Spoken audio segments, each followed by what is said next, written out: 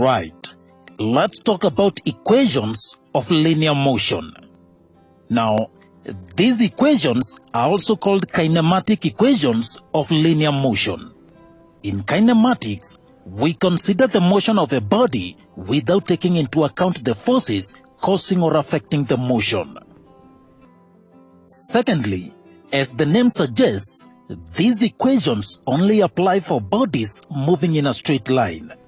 In such cases, the magnitude of distance and displacement is the same. Also, the magnitude of speed and velocity is the same. There is one more condition for these equations to apply. We know that the velocity of a moving body can vary uniformly or non-uniformly. For a body whose velocity varies uniformly, its acceleration is constant or uniform. But for a velocity that changes non-uniformly, the acceleration is not constant. Equations of linear motion only apply to uniformly accelerated motions. These equations tell us the relationship between displacement, velocity, acceleration, and time. There are three equations, so let's derive them one by one. The first one. Consider a body moving in a straight line such that its velocity changes from an initial velocity u at time t is equal to 0 seconds to a final velocity v at time t seconds. The acceleration of the body is equal to the gradient of the graph. This is given as v minus u over t. If we cross multiply, we shall have at is equal to v minus u. And if we rearrange, we shall have v is equal to u plus at. This is the first equation. The second one. Displacement s is given by average velocity times time. Average velocity is given as u plus v over 2. So for displacement, we multiply this by t. But equation 1 tells us that v is equal to u plus at. So if we substitute v in this equation, we shall have s is equal to u plus at over 2 times t. Opening the brackets, we have ut plus at squared, everything over 2. We can break this into two parts, so that we have 2ut over 2 plus at squared over 2. These two cancel out, and we shall have s is equal to ut plus a half at squared. This is the second equation.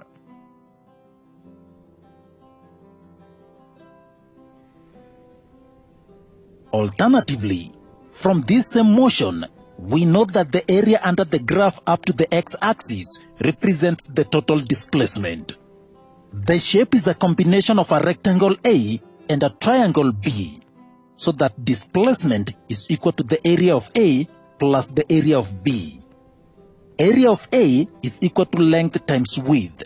The length is u and the width is t, so that we shall have u times t or ut. The area of B is a half base times height. The base is t and the height is the difference between u and v, or v minus u.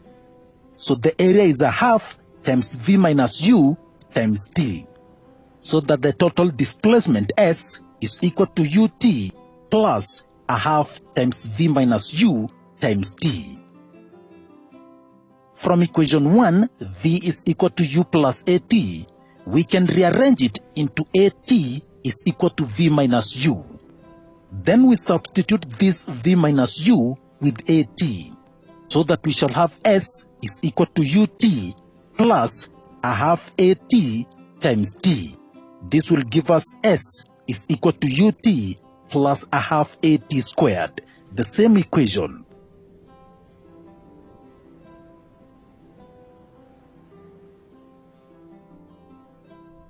The last one. Displacement s is given by v plus u over 2 times t. And we also know that a acceleration is equal to v minus u over t. We can rearrange this part into t is equal to v minus u over a. And then we substitute this t u over a, so that we have s is equal to v plus u over 2 times v minus u over a. Now we do binomial expansion. For the numerators, v times v is v squared. Then v times minus u is minus uv. U times v is equal to uv. And u times minus u gives us minus u squared. For the denominator, 2 times a is equal to 2a. Minus uv plus uv is 0. So we remain with v squared minus u squared over 2a. And this is equal to s. If we cross multiply, we shall have 2as is equal to v squared minus u squared. And if we rearrange, we shall have v squared is equal to u squared plus 2as. And that is the third equation. And therefore, for a uniformly accelerated body, any of these three equations can be used depending on the missing quantity. Recall that deceleration or retardation is negative acceleration, and therefore the sign in all of these equations will change into a negative. Let's take a few examples. The first one.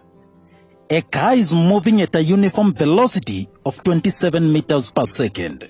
Brakes are applied, and the car decelerates at negative 8.4 meters per second squared to a stop. How long does the car take to come to a stop?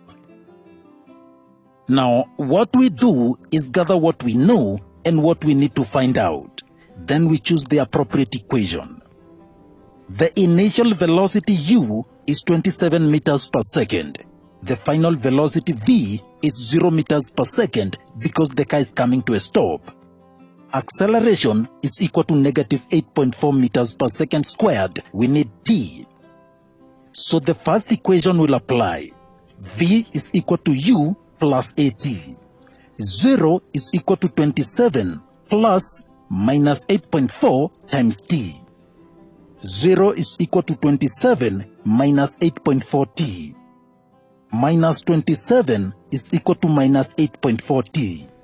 To remain with t, we divide both sides by minus 8.4, and we get 3.2 is equal to t, and therefore t is equal to 3.2 seconds.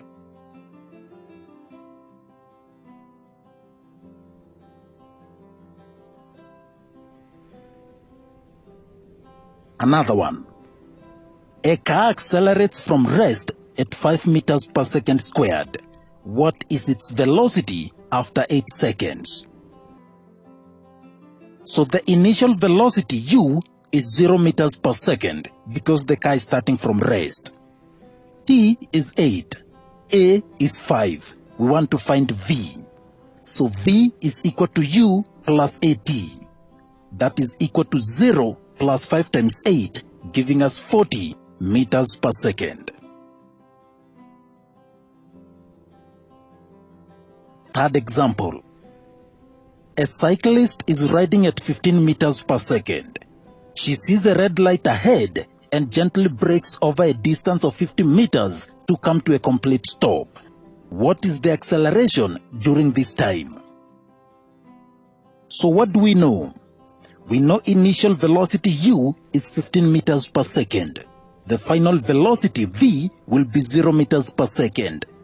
As the displacement is 50 meters, we want to find out a.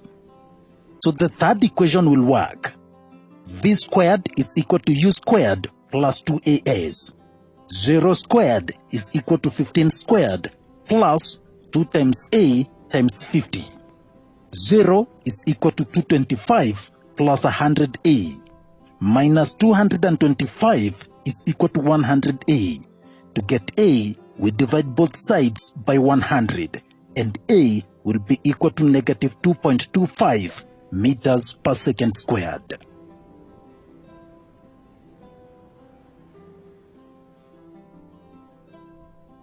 Final example. A car starts from rest and accelerates at 2.5 meters per second squared. What will be its velocity after 10 seconds and how far will it have traveled? So what do we know? We know initial velocity u is 0 meters per second because it is starting from rest. Final velocity v we don't know. Acceleration is 2.5 meters per second squared. Time t is 10 seconds. Displacement s we don't know. First, let us find v. The first equation will do. V is equal to u plus at. This is equal to 0 plus 2.5 times 10, giving us 25 meters per second. Now we can find s using the second equation. S is equal to ut plus a half at squared. That will be 0 times 10 plus a half times 2.5 times 10 squared. That gives us 125 meters.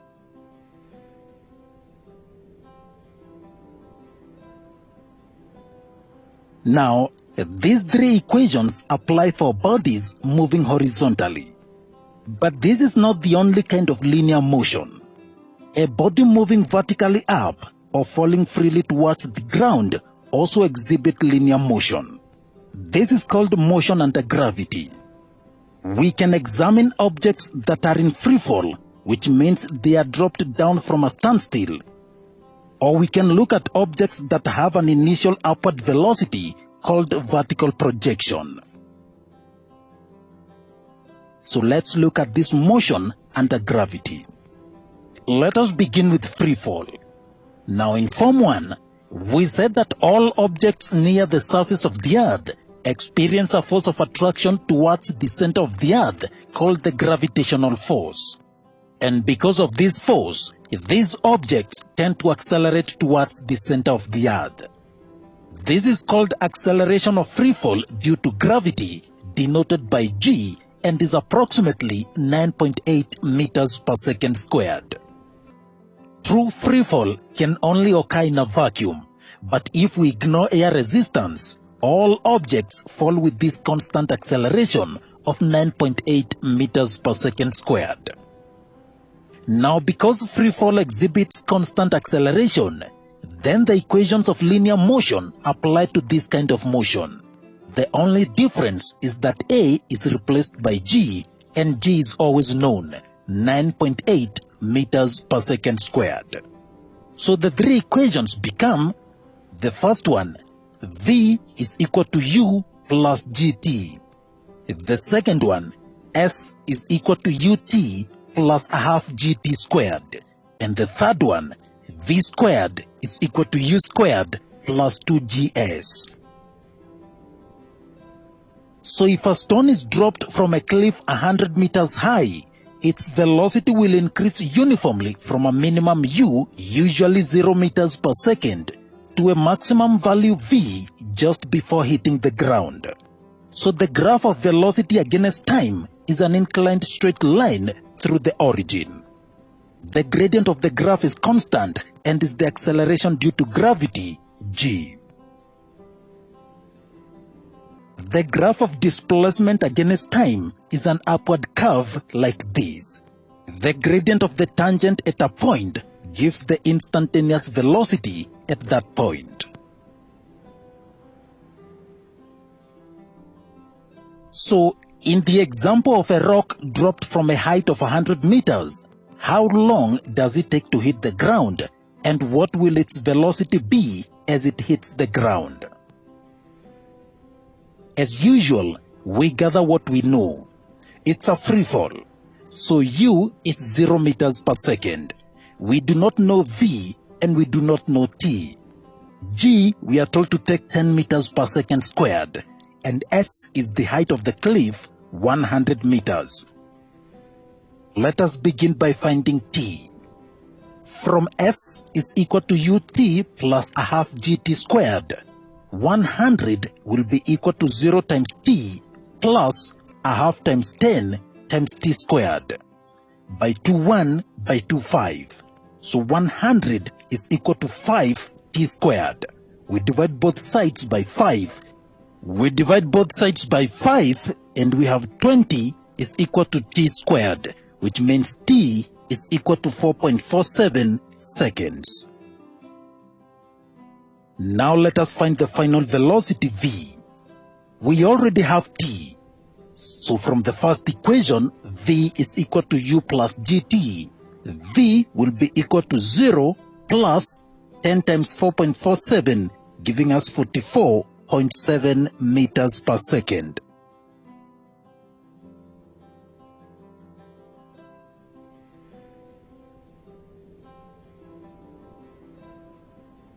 So that now we move to vertical projection. Now, when an object is projected vertically upwards, the force of gravity acts against such motion, and therefore the body undergoes uniform deceleration of a similar magnitude as g, but opposite in direction. That is negative 9.8 meters per second squared. The body therefore slows down, comes to a brief rest, and then starts falling with increasing velocity or uniform acceleration. So, if we assign the upward as negative, the equations of motion for a vertically projected object become: the first one, v is equal to u minus gt. The second one, s is equal to ut minus a half gt squared. And the third one, v squared is equal to u squared minus 2gs. So graphically, the velocity decreases over time until it comes to 0 and then starts increasing in the opposite direction.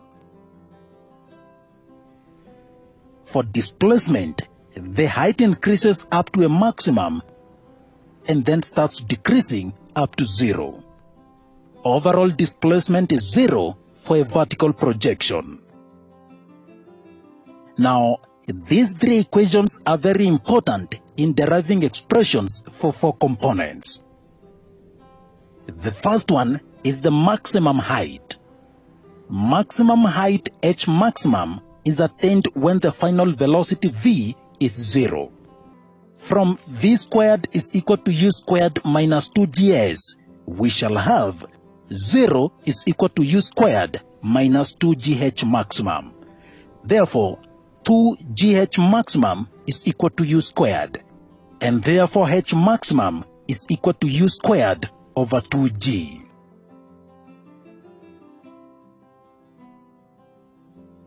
The second component is the time taken to reach this maximum height. At maximum height, the final velocity v is equal to 0. From equation 1, we shall have 0 is equal to u minus gt, meaning that t is equal to u over g.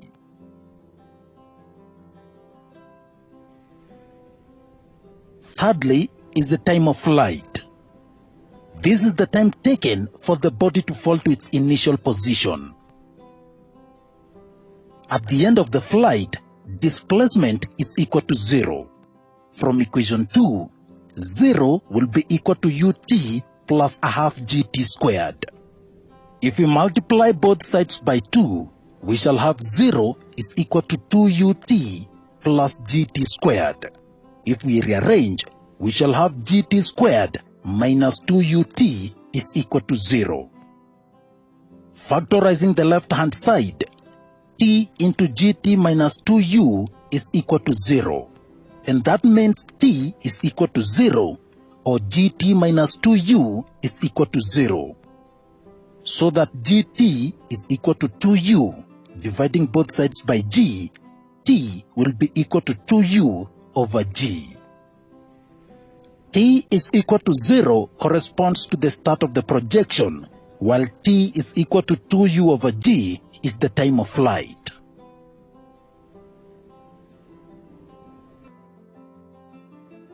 And finally, the velocity before hitting the ground, or the return velocity. At the instant the object hits the ground, the total displacement is equal to 0. So v squared is equal to u squared minus 2gs becomes v squared is equal to u squared, meaning that v is equal to u. It means the object hits the ground at the same velocity it was launched, only in the opposite direction.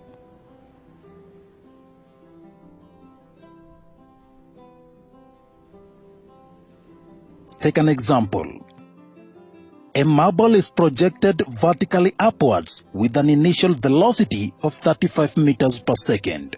Calculate A, maximum height reached; B, the time taken to reach this maximum height; C, the time of flight; and D, the velocity with which it hits the ground. We start with A. Maximum height is given by u squared over 2g, that is 35 squared over 2 times 10, giving us 61.25 meters. B, the time taken to reach maximum height. This is given by t is equal to u over g, 35 over 10, giving us 3.5 seconds. C, the time of flight. T is equal to 2u over g. 2 times 35 over 10 gives us 7 seconds. D, the return velocity. The return velocity is equal to the launching velocity, so we have 35 meters per second.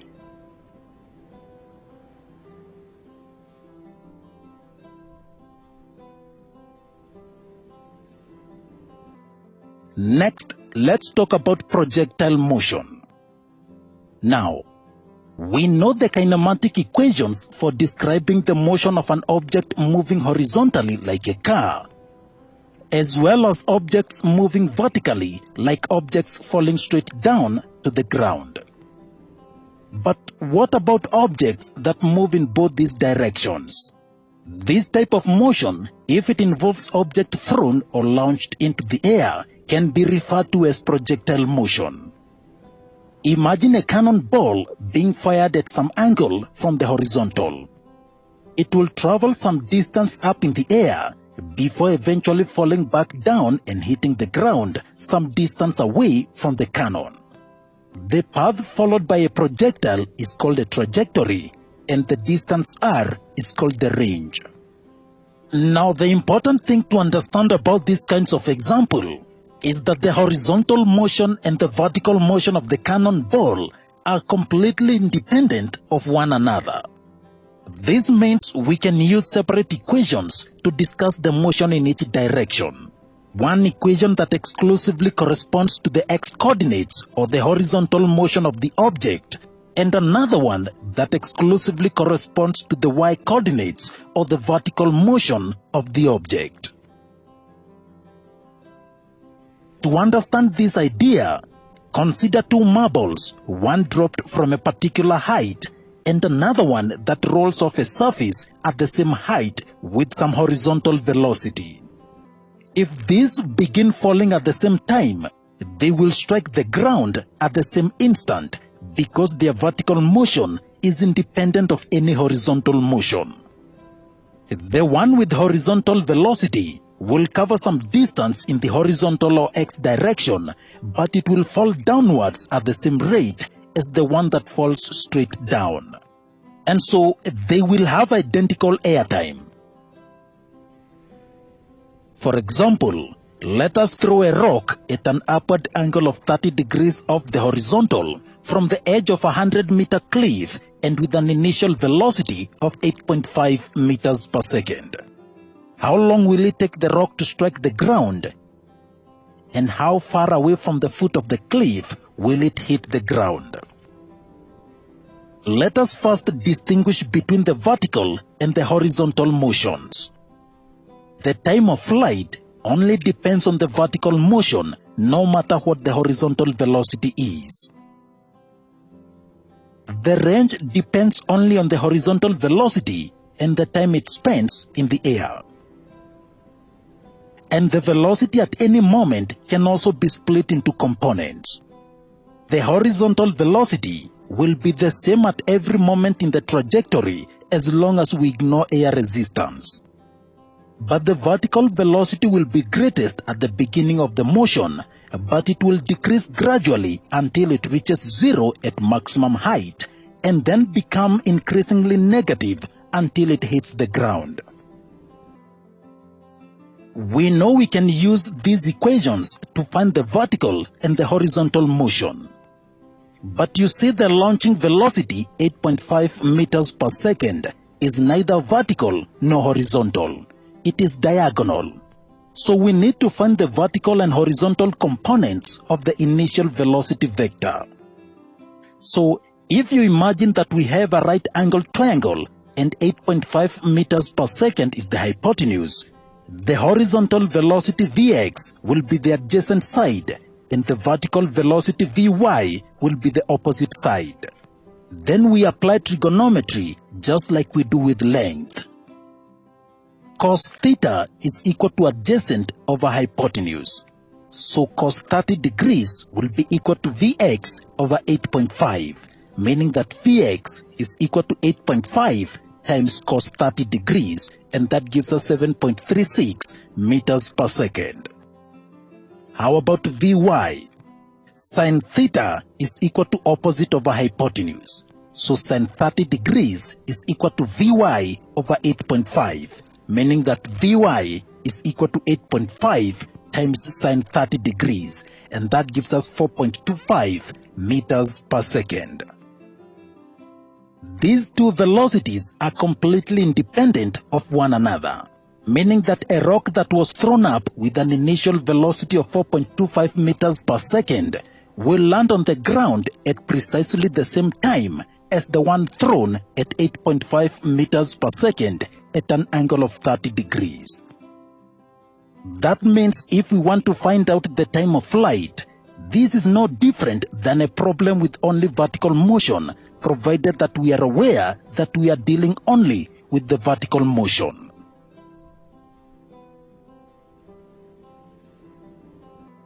Let's take an example. A cannonball is launched from the ground at an angle of 45 degrees with an initial velocity of 120 meters per second. Calculate A, the maximum height reached, the time it took to reach the maximum height, the time of flight, the distance from the launching point to where it hit the ground, and the velocity with which it hits the ground. So, this is how the motion looks like. Let us first calculate the vertical and horizontal components of the initial velocity. Vx is equal to 120 times cos 45, and that gives us 84.85 meters per second. And Vy will be equal to 120 times sin 45 degrees, again giving us 84.85 meters per second. Now we can solve the questions. The first one, H maximum has all to do with the vertical motion.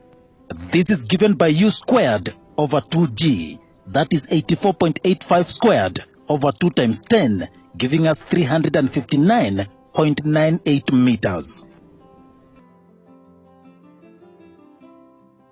B, the time it takes to achieve the maximum height, is given by u over g, and that is equal to 84.85 over 10, giving us 8.485 seconds.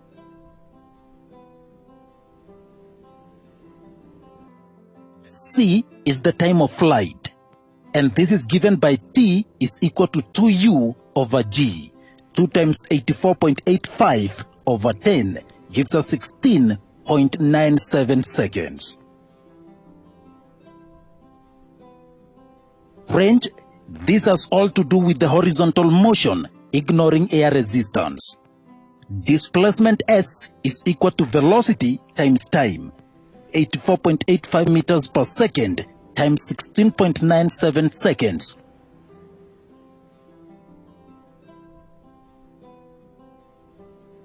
How about the velocity with which it strikes the ground? Now it is important to note that the ball hits the ground also at an angle. As it hits the ground, it has a vertical velocity as well as a horizontal velocity. So let's work out the net velocity. We need to find Vy. Vx is equal to 84.85 meters per second. That one we already know. Now we need to find Vy.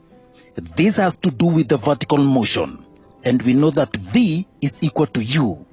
The initial velocity was 84.85 meters per second, which means the final velocity will also be equal to 84.85 meters per second. Now we can use the Pythagoras theorem to find the net velocity. Net velocity squared is equal to 84.85 squared plus 84.85 squared. Net velocity squared will be equal to 14,400. And when we find the square root on both sides, we get 120 meters per second. So it hits the ground with the same velocity it was launched. And so projectile motion is a little more complicated than one-dimensional motion. But if we know how to divide any vector into x and y components, we can analyze a projectile motion as a combination of two types of one-dimensional motion. Now try this example on your own.